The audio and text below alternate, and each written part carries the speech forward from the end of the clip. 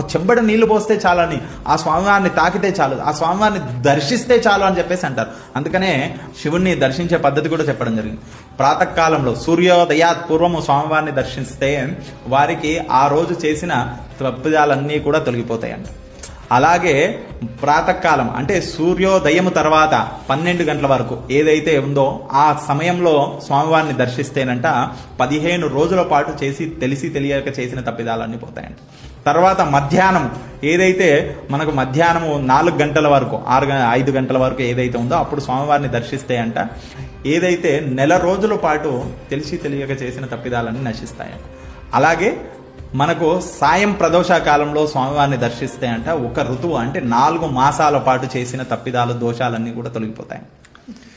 అలాగే రాత్రి సమయంలో స్వామివారిని దర్శిస్తేనంట వారికి 6 నెలల చేసినటువంటి తప్పిదాలన్నీ తొలగిపోతాయి. ఓకే, అందుకే రాత్రిపూట కూడా ఎక్కువ ప్రత్యేకంగా దర్శనాలు. ఈ ఒక్కొక్కసారి దర్శనం చేస్తేనే అంతటి ఫలితం లభిస్తుందంటే ఆ స్వామి వారికి ఆ సమయాలలో అభిషేకాలు చేస్తే ఎంత ఫలితం లభిస్తుందో ఆలోచించండి. కరెక్ట్.